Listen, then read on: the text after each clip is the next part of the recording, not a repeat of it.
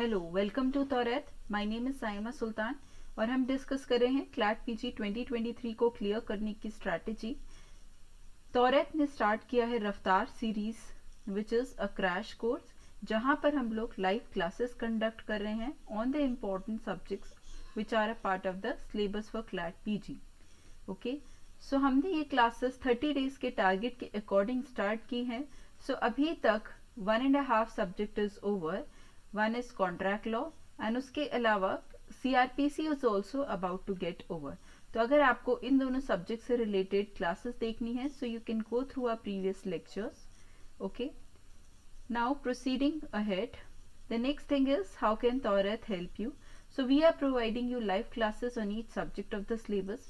CLAT PG 2023 के syllabus में जो भी सब्जेक्ट्स मेंशन हैं उन सभी सब्जेक्ट के इम्पॉर्टेंट एरियाज पर आपको लाइव क्लासेस मिलेंगी। These are free and available on YouTube. So अगर किसी भी स्टूडेंट को ये एग्जाम में अपियर होना है, that is CLAT PG 2023 which is going to be held on 18 December 2022, तो वो स्टूडेंट्स इन क्लासेस को देख सकते हैं for conceptual clarity. So basically यहाँ पर हम लोग डिफिकल्ट एंड इम्पॉर्टेंट एरियाज को डील कर रहे हैं। Okay, because we have limited time so we can not go through each and every topic of every subject. Okay, so जो भी इम्पॉर्टेंट एरियाज हैं as per the latest development and as per the difficulty level, उनको हम इन live classes में cover कर रहे हैं। Okay, apart from this we are also providing you two kinds of study materials, one is mock test and the other is notes। तो इसके अलावा हम लोग आपको मॉक टेस्ट और नोट्स भी प्रोवाइड कर रहे हैं। तो अगर किसी भी स्टूडेंट को लगता है कि उसकी प्रिपरेशन कंप्लीट हो गई है, उसने सभी इम्पोर्टेंट एरियाज को कवर कर लिया है, completely रीड कर लिया है, and that person wants to check his or her memory as well as the grasping of concept, in that case the person should definitely go for mock test. So ये जो mock test आपको provide किए जा रहे हैं ये latest pattern पर based हैं।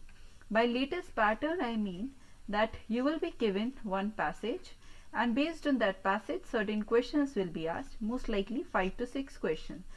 so यही आपका पैटर्न है प्रीवियस 3 years का इन CLAT PG. Okay, so similar pattern पे आपको क्वेश्चंस मिलेंगे इन मॉक टेस्ट में and these will be on the latest developments of 2022। सो हमारा एग्जाम कंडक्ट होना है दिसंबर 18th इन 2022। ओके, सो एटलीस्ट 2022 के जितने भी इम्पोर्टेंट डेवलपमेंट्स हैं उनसे रिलेटेड क्वेश्चंस आपको डेफिनेटली यहाँ देखने को मिलेंगे। इसके अलावा कुछ प्रीवियस ईयर से रिलेटेड भी इम्पोर्टेंट एरियाज पे questions will be provided here in these mock test. Okay, so it's very much suggested that if you have done your preparation or you are about to get over with your preparation, then you should definitely go through the mock test। okay, because mock test prepare you for the actual examination। जो mistakes आप mock test में करते हैं वो आप actual examination में most likely avoid कर सकते हैं। you can learn from your mistakes at this very moment, right? Now the next thing is notes। तो अगर किसी स्टूडेंट को लगता है कि they have very less time and in that particular time they can not go through each and every text book for a particular subject, then it's advisable that you read the subject from notes. Okay, अगर आपके पास इतना time नहीं है कि आप text books के through अपने सब्जेक्ट्स को रिवाइज करें, तो आप नोट से बहुत अच्छे से सब्जेक्ट्स का रिविजन कर सकते हैं। सो ये दोनों रिसोर्स मटेरियल आपको तौरेत प्रोवाइड करता है। And if you are interested to get the benefit of these facilities, then you can write to us in the comment section and we will revert to you accordingly। अगर आपको इन दोनों study materials का access चाहिए तो आप हमें comment section में लिख सकते हैं एंड आप वहीं पर हम लोग का रिप्लाई रिसीव करेंगे in order to know how to proceed ahead to get access to these two kinds of study materials। Apart from this, the live classes are free of cost and available on YouTube।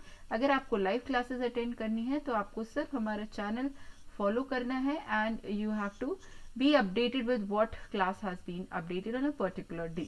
Okay, तो आप उसके through classes को track कर सकते हैं and you can revise your subject. Now let's come to a topic of discussion. So हम discuss कर रहे थे सीआरपीसी एंड प्रीवियस लेक्चर में we had discuss till section number 164। So 164 में हमने डिस्कस किया था कि कन्फेशन कैसे रिकॉर्ड होता है।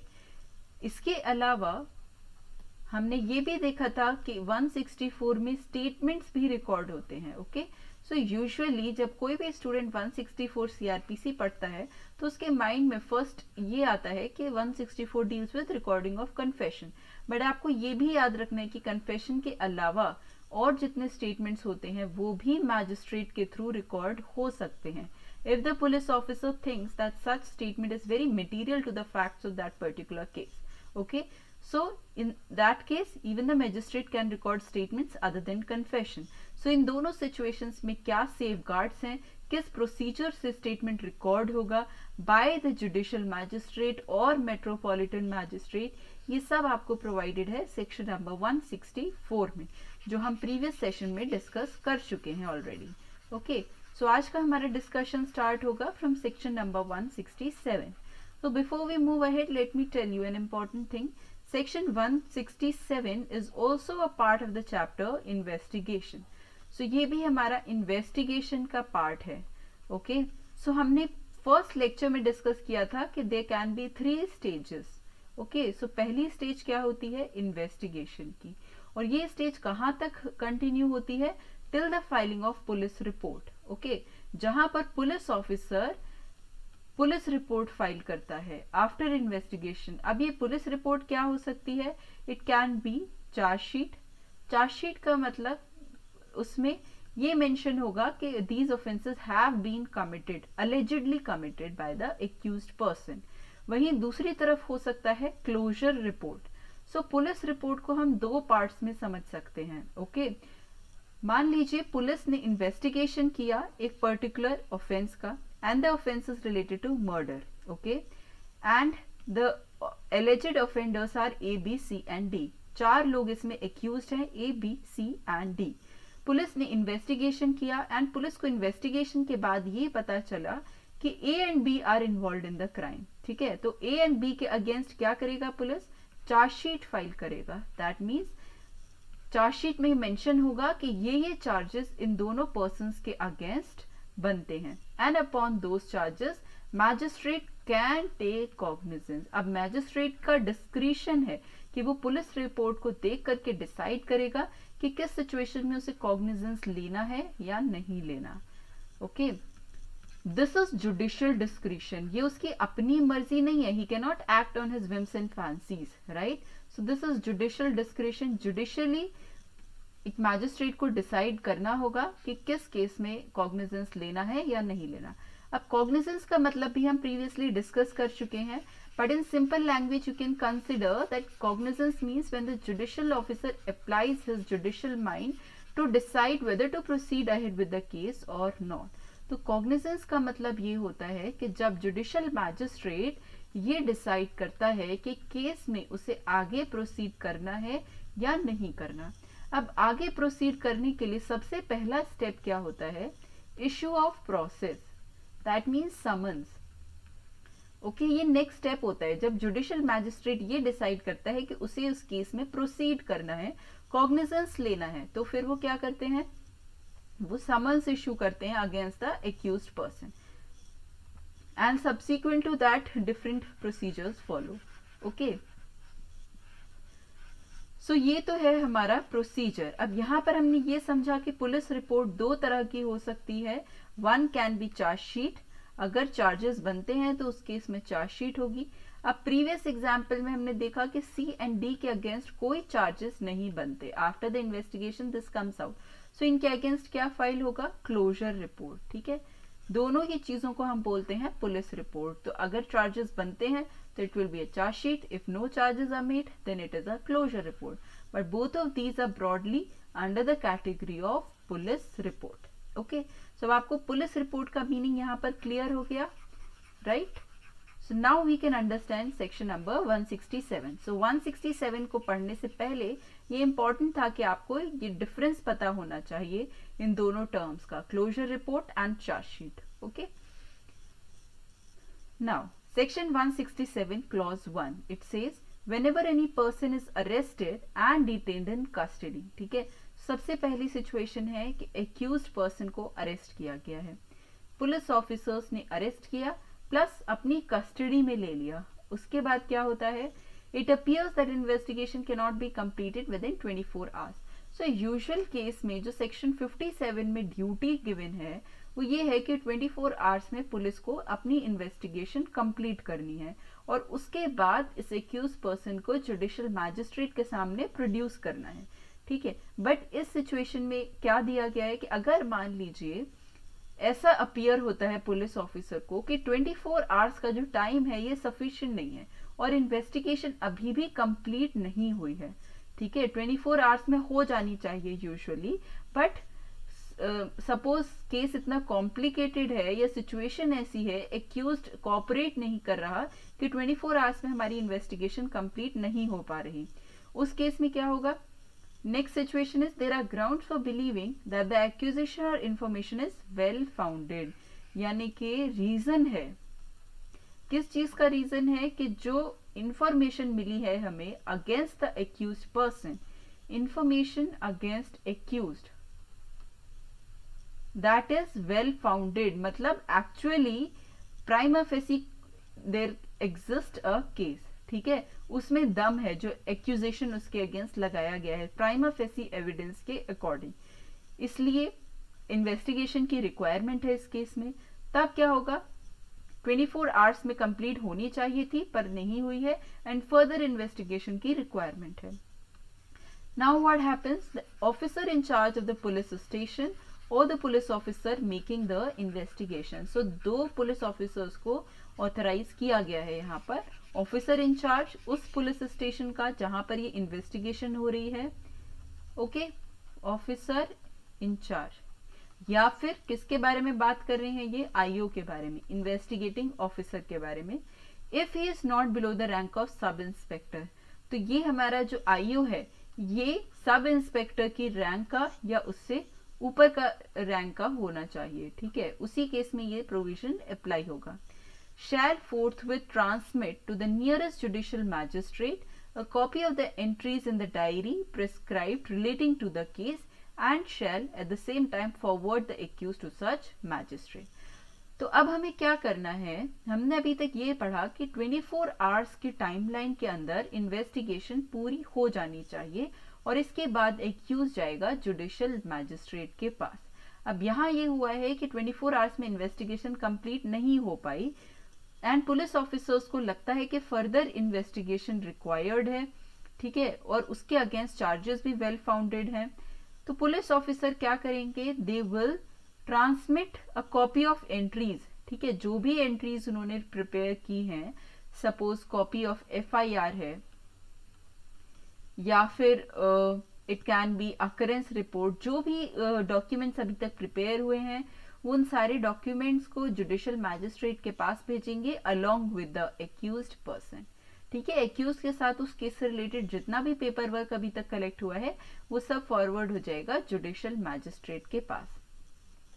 और ऐसा हमें क्यों करना है? क्योंकि सेक्शन 57 में प्रोवाइडेड है कि 24 आवर्स से ज्यादा आप डिटेन नहीं कर सकते एक्यूज्ड पर्सन को इन पुलिस कस्टडी, ये कंपलसरी है कि 24 आवर्स के बाद में उसको मैजिस्ट्रेट के सामने प्रोड्यूस करना ही है, okay, and then the magistrate will take a call कि आगे क्या करना है, ओके।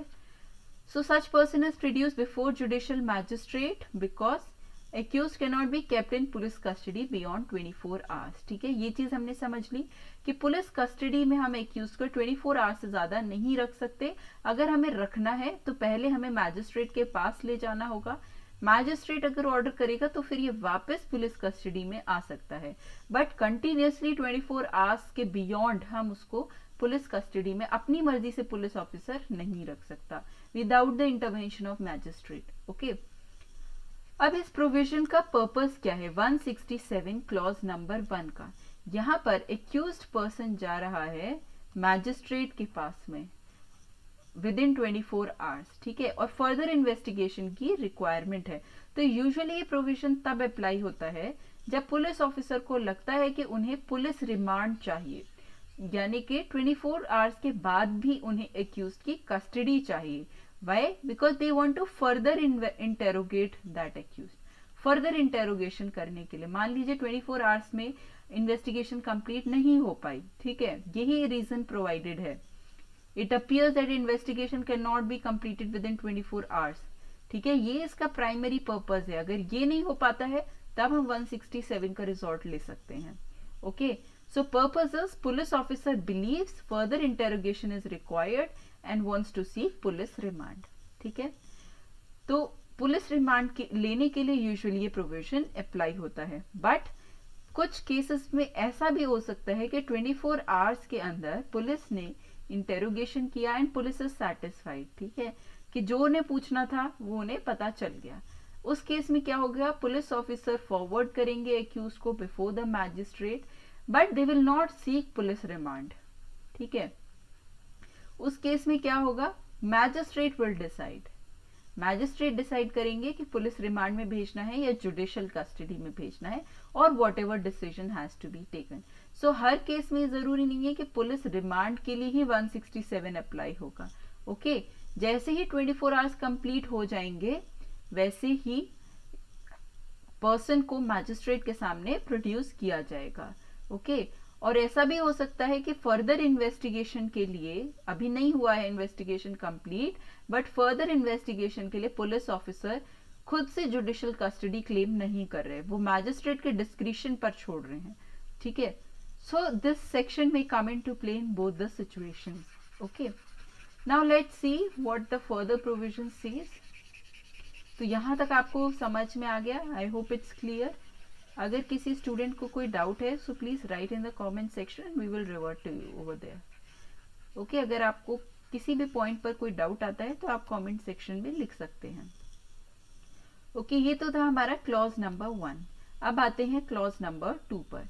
क्लॉज 2 क्या कहता है, the magistrate to whom an accused person is forwarded. अब हम उसी मैजिस्ट्रेट की बात कर रहे हैं जिसके पास एक्यूज्ड को भेजा गया है, में वेदर और नॉट ही हैज जुरिस्डिक्शन। ये कोई कंपल्शन नहीं है कि जुरिस्डिक्शन होना चाहिए या नहीं होना चाहिए। From time to time authorise the detention of the accused in such custody. ठीक है, मैजिस्ट्रेट क्या करेगा, मैजिस्ट्रेट का डिस्क्रिशन है कि वो time to time custody decide कर सकता है। ठीक है, एज ही थिंक्स फिट, जैसा उनको फिट लगता है, for a term not exceeding 15 days in the whole. ठीक है, अब इसको हम जब पूरा पढ़ेंगे तभी इसका मीनिंग समझ में आएगा। Let's read further. And if he has no jurisdiction to try the case or committed for trial and considers further detention unnecessary, he may order the accused to be forwarded to a magistrate having such jurisdiction। अगर ऐसे magistrate के पास भेजा गया है वो accused जिसके पास कोई jurisdiction नहीं है और उसे लगता है कि फर्दर रिमांड की भी जरूरत नहीं है, तो वो कंपीटेंट मैजिस्ट्रेट को फॉरवर्ड कर देगा एक्यूज्ड को।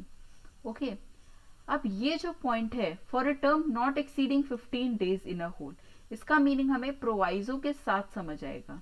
Okay, so let's read the proviso. Proviso A says, magistrate may authorize the detention of the accused person otherwise than in custody of police। यानी कि otherwise पुलिस कस्टडी मतलब judicial custody. तो यहां हम judicial custody की बात कर रहे हैं। Beyond the period of 15 days. ठीक है, 15 डेज से ज्यादा के लिए जुडिशियल कस्टडी में भेज सकते हैं if he is satisfied that adequate grounds exist. ठीक है, अब ये जो टर्म है हमारा पूरा प्रोवाइजो में, ये किस चीज से रिलेटेड है, ये जुडिशियल कस्टडी से रिलेटेड है। तो बचा हुआ जो टर्म है अप टिल 15 डेज वो किस से रिलेटेड है, पुलिस कस्टडी। ओके, सो पुलिस कस्टडी में मैक्सिमम 15 डेज तक की कस्टडी दी जा सकती है एट वन टाइम। ठीक है, एक बार में, इक्वल टू और लेस देन 15 डेज। रिपीट उसके बाद हो सकता है ये दोबारा से इतने दिन की दी जा सकती है, बट एक बार में से 15 डेज की ही पुलिस कस्टडी का ऑर्डर हो सकता है। बट जुडिशियल कस्टडी के केस में limit is a bit higher. Okay, 15 days से ज्यादा की लिमिट है जुडिशियल कस्टडी में। 15 भी हो सकती है, ऐसा कुछ नहीं कि 15 से ज्यादा ही होना चाहिए। सो यहां पर दिया है, no magistrate shall authorise the detention of the accused person in custody under this paragraph for a total period exceeding, यानी कि मैक्सिमम लिमिट दी है, मिनिमम नहीं दी है आपको, maximum limit for judicial custody.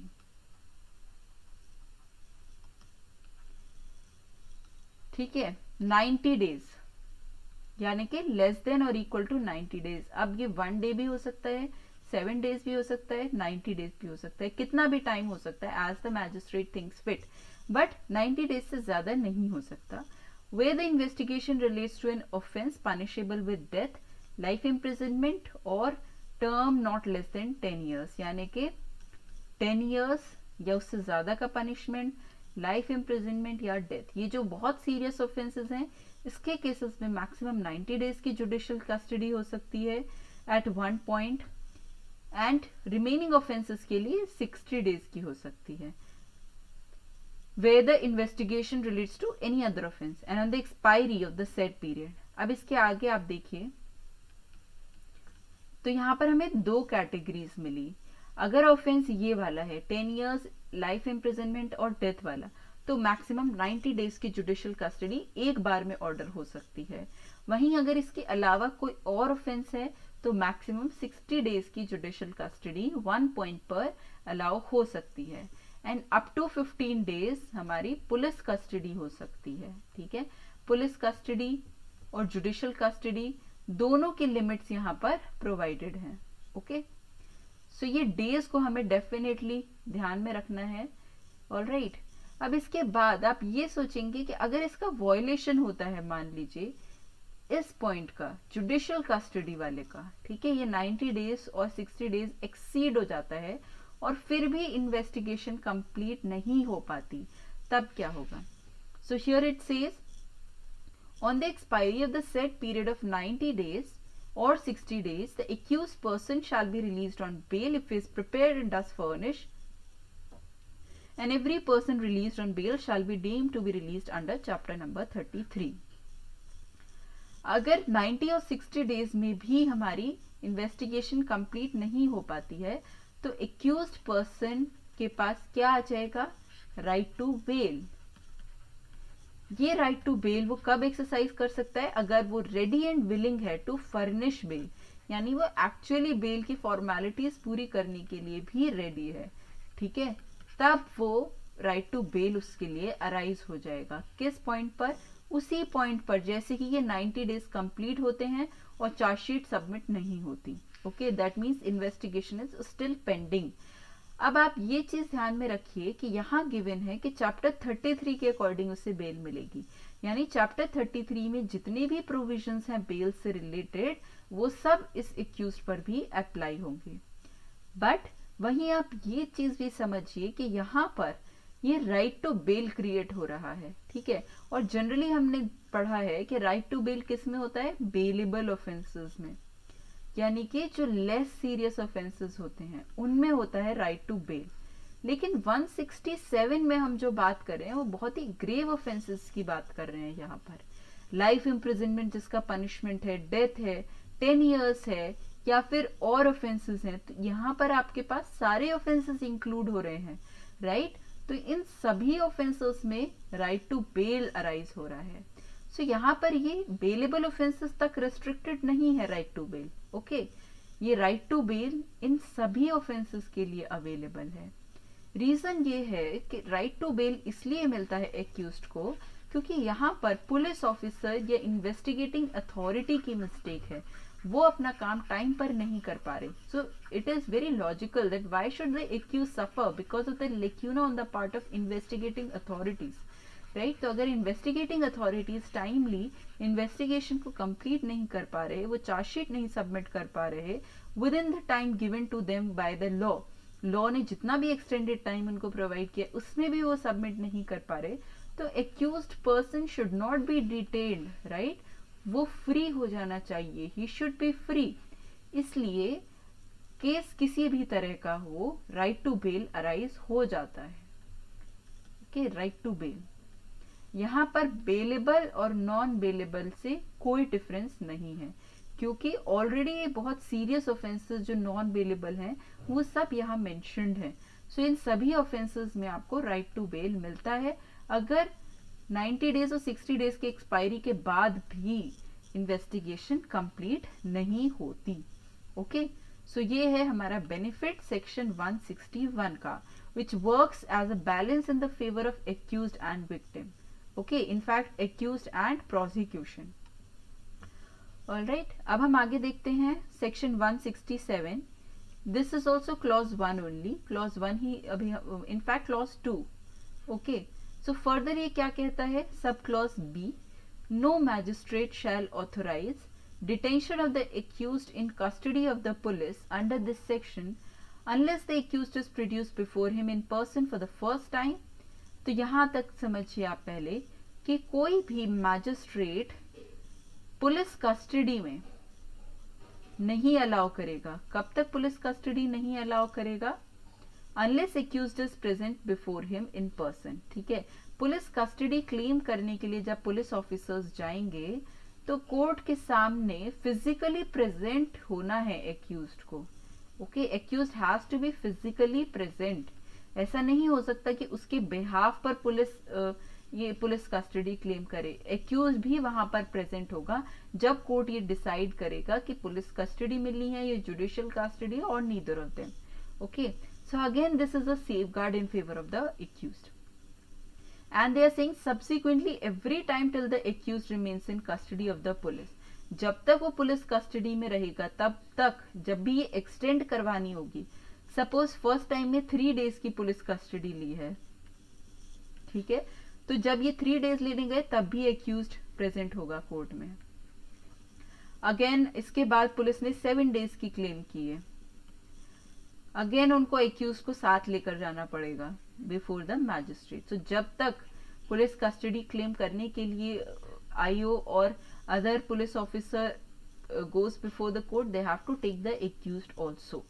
ठीक है, but the magistrate may extend further detention in judicial custody on production of the accused either in person or through electronic video linkage. ये तो था पहली सिचुएशन हमने देखी, पुलिस कस्टडी। अगर police custody चाहिए तो जितनी बार भी आपको पुलिस कस्टडी चाहिए हर बार एक्यूज्ड को ले जाना होगा। बट अगर जुडिशियल कस्टडी चाहिए तो एक्यूज्ड पर्सनली भी प्रेजेंट हो सकता है या फिर वीडियो कॉल के थ्रू भी वो कोर्ट में प्रेजेंट हो सकता है। यहां पर ये रिलैक्सेशन दिया गया है। Okay, next point is no magistrate of the second class not specially empowered in this behalf by the High Court shall authorise detention in the custody of the police. So police custody कौन सा magistrate नहीं कर सकता order? Second class का magistrate, judicial magistrate second class. अगर उसको ये power नहीं है, not empowered by High Court. ठीक है, किस चीज की पावर नहीं है? पुलिस कस्टडी ग्रांट करने की। ओके, सो आप ये समझिए जुडिशियल मैजिस्ट्रेट सेकेंड क्लास तभी पुलिस कस्टडी का ऑर्डर दे सकता है if he is empowered to do so. अगर उसके पास ऐसी पावर है बाय द हाई कोर्ट तभी वो पुलिस कस्टडी का ऑर्डर दे सकता है, वरना judicial magistrate first class is suppose to give this. Okay, now they are saying provided further that in case of a woman under 18 years of age the detention shall be authorized to be in the custody of a remand home or recognized social institution। यानी कि normal cases में police custody कहाँ होगी? Police station में। ठीक है, police station में। But अगर वुमेन है, ठीक है, एक्यूज्ड इज वुमेन, यहाँ हम एक्यूज्ड की बात कर रहे हैं, बट अंडर 18 years, यानी कि आप गर्ल चाइल्ड मान लीजिए, गर्ल इज बिलो 18, उस केस में कस्टडी कहाँ होगी? Detention shall be authorise to be in the custody of a remand home या फिर रिकॉग्नाइज सोशल इंस्टीट्यूशन। इस केस में हम उसको पुलिस स्टेशन नहीं लेके जाएंगे। ठीक है, now what is the next point? अब आपने 167 के इंपॉर्टेंट प्रोविजंस को पढ़ लिया, आपने समझ लिया कि पुलिस कस्टडी और जुडिशियल कस्टडी कितने टाइम के लिए ऑर्डर हो सकती है, राइट? सो ये हमारे क्लॉज 1 एंड क्लॉज 2 कवर होता है यहाँ पर under section 167। Now apart from this there are several other clauses of 167. Okay, different clauses जो हैं आपकी, इनफैक्ट आपको explanation भी provided है in section number 167 clause 2 itself. Okay, so those are easy provisions, you can go through them and hopefully you'll understand by reading itself. Okay, so अगर आपको फिर भी उन provisions में कोई doubt आता है तो you can ask me. these were the difficult areas, difficult clauses which we had discussed till now. Okay, so यहाँ पर आप देखिए next what is given, an important judgment. So this is a landmark judgment, Dinesh Dalmia versus CBI, a 2007 Supreme Court judgment. इस case में क्या held हुआ था? If the police officer files false or incomplete charge sheet, right to default bail does not get defeated. Okay, so ये बस एक judgement आपका यहाँ साइट किया गया है, but similar point different judgements में हेल्ड हुआ है. ओके, सो इसका क्या मतलब है? अब सपोज करिए 60 डेज और 90 डेज, ये दो टाइमलाइंस हमारे पास अवेलेबल हैं depending on the nature of the offence. Okay, 90 days.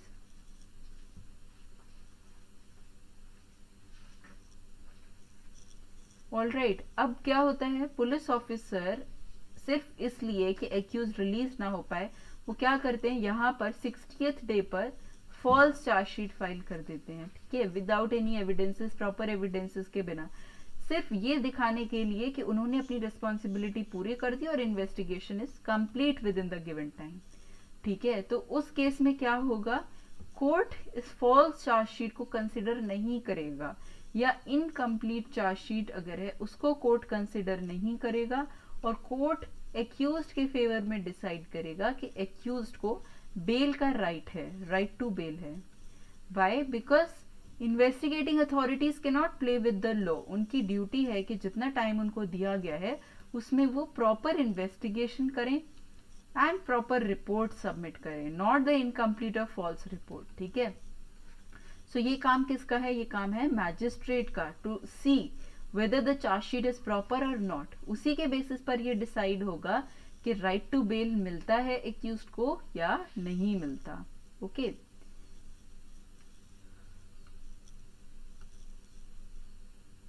so this was basically about section number 167.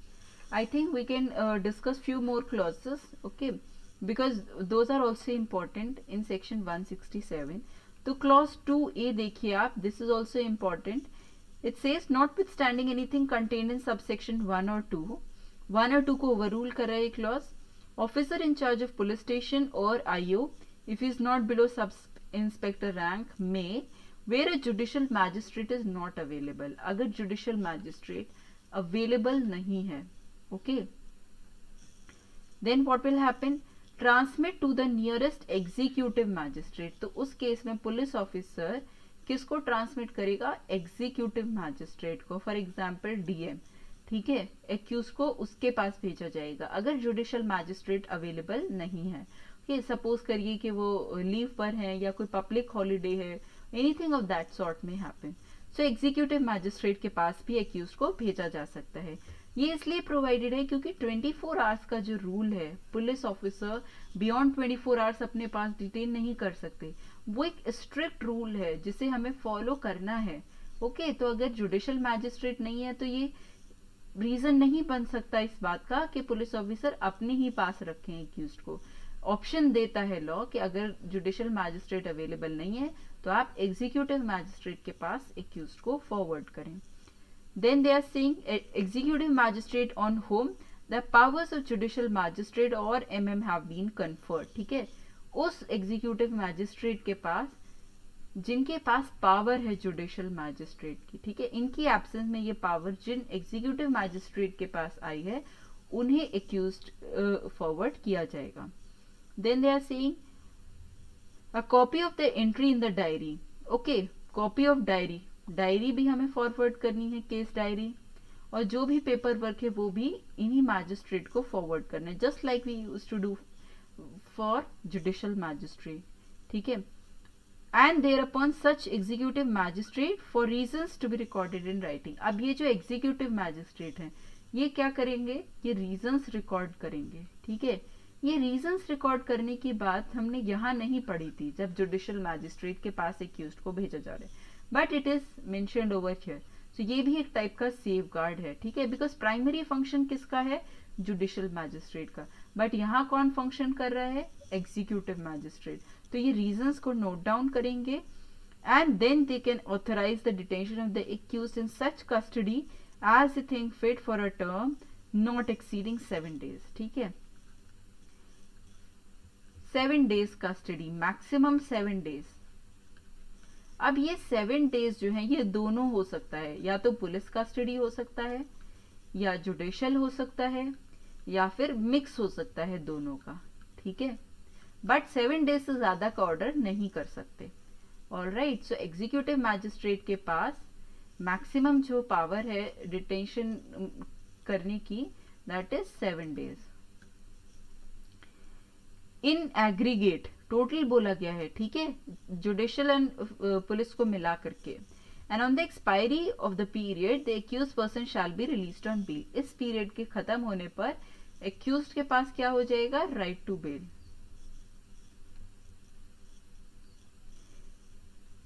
Accept, अब यहां पर एक्सेप्शन भी प्रोवाइडेड है, ठीक है। एक्सेप्शन क्या कहता है, where an order for further detention of the accused has been made by competent magistrate।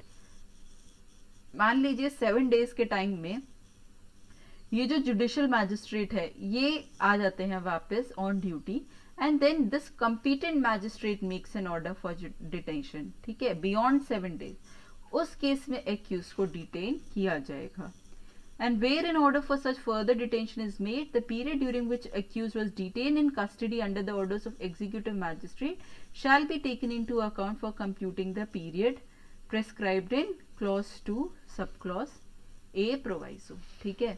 सो अगर मान लीजिए ये जो 7 डेज का ऑर्डर एग्जीक्यूटिव मैजिस्ट्रेट ने दिया और फर्दर डिटेंशन हमने दिया है by the competent magistrate, suppose 90 days, ठीक है। ऑफेंस हमारा लाइफ इम्प्रिजनमेंट, डेथ या 10 इयर्स पनिशमेंट वाला है, ठीक है, और ये भी जुडिशियल कस्टडी था, ये भी जुडिशियल कस्टडी है। सो ये कौन से डे में राइट टू बेल अराइज होगा वो आपको डिसाइड होगा किससे, आपको ये 7 डेज भी काउंट करने होंगे। दैट मीन्स अगर हमें 90 डेज की जुडिशियल कस्टडी देनी है तो हम इन 7 डेज को माइनस करेंगे और यहाँ पर 81 डेज की ही जुडिशियल कस्टडी, इनफैक्ट 83 डेज की ही जुडिशियल कस्टडी दी जा सकती है, ओके, बिकॉज मैक्सिमम लिमिट है हमारे पास 90 डेज। सो अगर 7 डेज ऑलरेडी वो यहाँ पर जुडिशियल कस्टडी में रह चुका है on the orders of executive magistrate, तो अब जुडिशियल मैजिस्ट्रेट के ऑर्डर पे वो रिमेनिंग 83 डेज ही जुडिशियल कस्टडी में रह सकता है, ठीक है। सो ऐसा नहीं है कि वो डबल डबल हो जाएगा।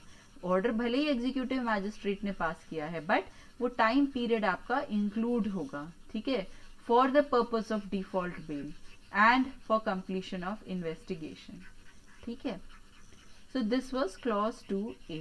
सो क्लॉज 2A बहुत इंपॉर्टेंट है क्योंकि ये भी आपसे कभी कभी पूछा जाता है कि एग्जीक्यूटिव मैजिस्ट्रेट के पास कितना डिटेंशन की पावर है। So that is 7 days maximum, okay. Now the remaining provisions you can go through yourself because those are simple ones. Case law भी हम डिस्कस कर चुके हैं। सो ये था हमारा सेक्शन नंबर 167 जहां पर police custody and judicial custody की बात होती है। द रीजन इज कि इन्वेस्टिगेशन 24 आवर्स में कंप्लीट नहीं हो सकती and further investigation is required, और उस फर्दर इन्वेस्टिगेशन के लिए या तो पुलिस कस्टडी की रिक्वायरमेंट है या फिर जुडिशियल कस्टडी की।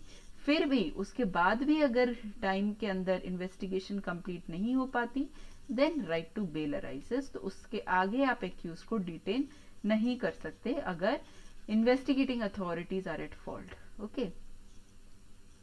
Now we can move on to the next important provision which is section number 173। 173 बात करता है पुलिस रिपोर्ट के बारे में। Title is report of police officer on completion of investigation, यानी कि जब इन्वेस्टिगेशन कंप्लीट होती है तब क्या रिपोर्ट फाइल होती है बाय द पुलिस ऑफिसर, वो आपको प्रोवाइडेड है 173 में। So 173 says every investigation under this chapter shall be completed without unnecessary delay। So ये एक टाइप का डिक्लेरेशन है कि कोई भी इन्वेस्टिगेशन टाइमली कंप्लीट होनी चाहिए, कोई डिले नहीं होना चाहिए, ठीक है। And with respect to rape of a child it has to be completed within 3 months from the date information was recorded by the police. Information was recorded मतलब FIR जब लॉन्च हुई उस time से लेकर के 3 months के अंदर maximum investigation complete हो जानी चाहिए। with respect to rape of a child. अब यहाँ child का क्या मतलब है? It is child below 18 years. ठीक है, 18 years से below का जो person है. And in fact this provision has been amended now in the year 2000.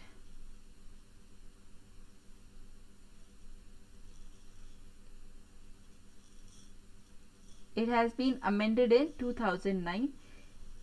2009 के बाद ये जो हमारा टाइम है 3 months का, ये हो गया है 2 months. ओके, एंड जो ऑफेंसेस मेंशन्ड है यहाँ पर, those are in fact this has been changed by 2018 amendment. Okay, 2018 amendment से क्या हुआ है, ये वर्ड रेप ऑफ चाइल्ड यहाँ से रिमूव हो गया है, 3 months रिमूव हो गया है, और अब यहाँ पर क्या मेंशन्ड है, सेक्शन 376. सेक्शन 376 एंड सेक्शन 376 के डिफरेंट क्लॉजेस. तो अगर ऑफेंस इस प्रोविजन से रिलेटेड है आईपीसी के, तो इन्वेस्टिगेशन कंप्लीट होनी चाहिए 2 months में. Okay, from the date of the recording of information, यानी एफआईआर से 2 months के अंदर रेप से रिलेटेड जितने भी मैटर्स हैं इररिस्पेक्टिव ऑफ एज, वो 2 months में उसकी इन्वेस्टिगेशन कंप्लीट हो जानी चाहिए. तो ये जो हम पढ़ रहे थे ये था prior to 2018 amendment. So presently this is not relevant for you, but आपको ये पता होना चाहिए कि अमेंडमेंट से पहले की क्या सिचुएशन थी. Only for that point it is relevant. Okay, so अब आपको समझ में आ गया. अब 18 years का कोई भी ऐसा क्राइटेरिया नहीं है. कोई भी पर्सन जिसके अगेंस्ट रेप का ऑफेंस कमिट हुआ है सेक्शन 376 में या फिर इसके जितने भी सब क्लॉजेज हैं उसके अंडर, सो इन्वेस्टिगेशन हमारी 2 months में कंप्लीट होनी चाहिए. This is a rule. General rule है क्लॉज 1 में, जिसके अकॉर्डिंग विदाउट डिले होना चाहिए. वहां पर कोई टाइम पीरियड मेंशन नहीं किया गया है. 2 months का मतलब 60 days. ओके, सो 60 days के टाइम में कंप्लीट हो जाना चाहिए investigation. Now next is clause number 2. Clause 2 says as soon as it is completed. अब यहाँ पर हम बात कर रहे हैं इन्वेस्टिगेशन की, कि जैसे ही इन्वेस्टिगेशन कंप्लीट होता है, officer in charge shall forward to the magistrate empowered to take cognizance. वो मैजिस्ट्रेट जो कॉग्निजेंस लेने के लिए कंपिटेंट है, क्या फॉरवर्ड करेगा, a report in the form prescribed by the state government. Report forward होगी किस फॉर्मेट में, वो स्टेट गवर्नमेंट प्रिस्क्राइब करेगा. और उस रिपोर्ट में क्या क्या मेंशन होगा, name of the parties, nature of information, किस टाइप की इंफॉर्मेशन है, फॉर एग्जाम्पल कॉग्निजेबल ऑफेंस की है या नॉन कॉग्निजेबल की है, जो भी डिटेल्स हैं वो मेंशन होंगी. Name of the persons who appear to be acquainted with the case, यानी कि विटनेसेस, उनके भी नाम मेंशन होंगे. Whether any offence appears to be have been committed, ये पॉइंट आपका है चार्जशीट से रिलेटेड, कि क्या कोई ऑफेंस हुआ है. ठीक है, ये भी लिखा जाएगा, चार्ज फ्रेम होता है या नहीं होता. Whether he has been arrested, whether he has been released on bond, surety, ये सारी detail. Whether forwarded in custody under 170, whether medical examination has been attached, medical examination report has been attached in rape cases.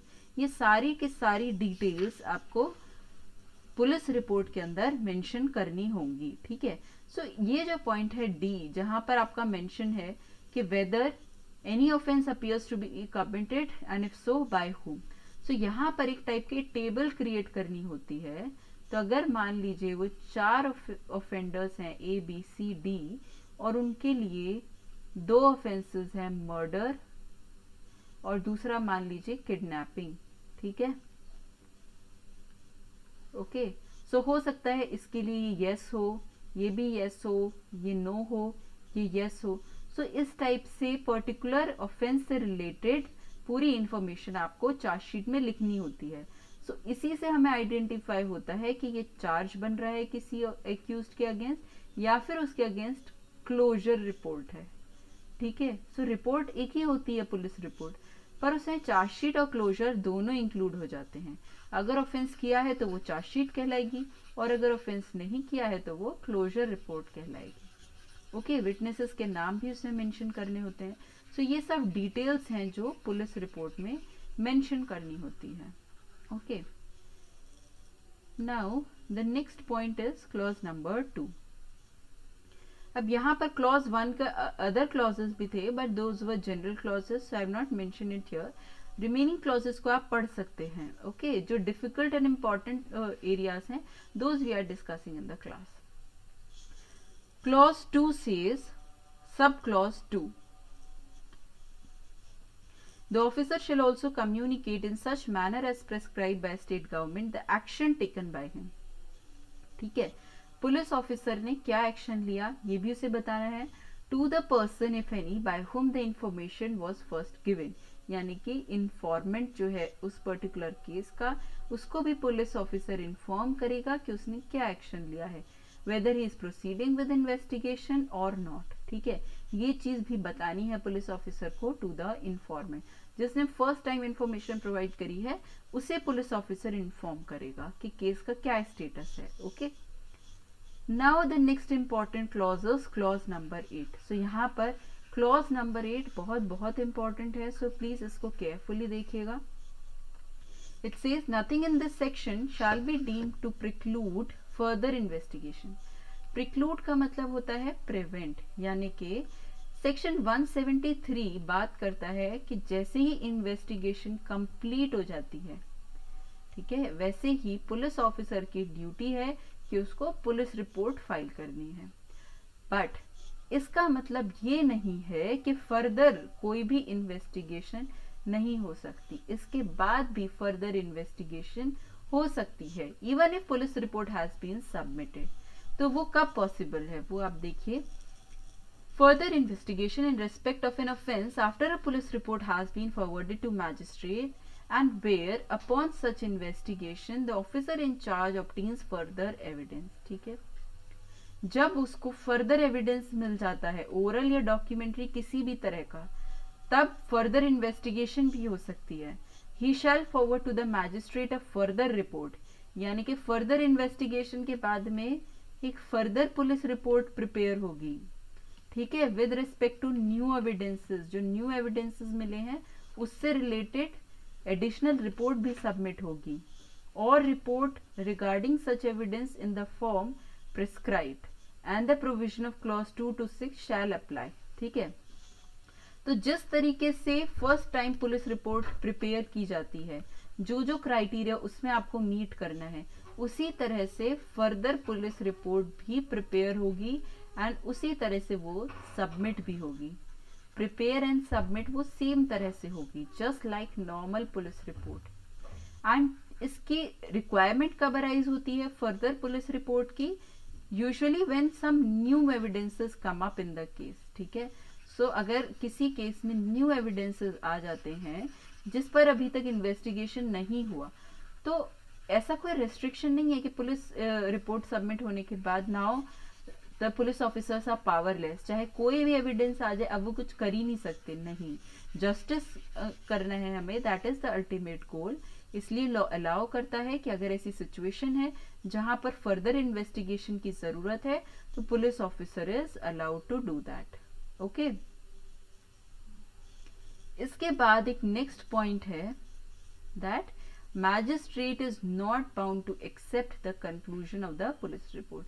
ये जो provision है ये हम already discuss कर चुके हैं, that's why I am coming to this point.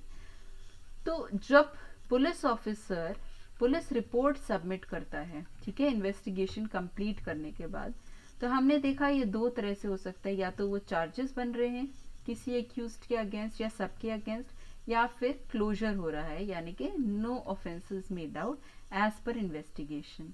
तो ये जो कंक्लूजन है पुलिस ऑफिसर का, मैजिस्ट्रेट इससे बाउंड नहीं है. ओके, स्टिल अगर चार्जशीट फाइल हुई है तो मैजिस्ट्रेट रिफ्यूज कर सकता है फिर भी कॉग्निजेंस लेना, या अगर क्लोजर फाइल हुआ है still he can take cognizance. ठीक है, या फिर जो पुलिस रिपोर्ट में लिखा है वो एज इट इज फॉलो कर सकता है.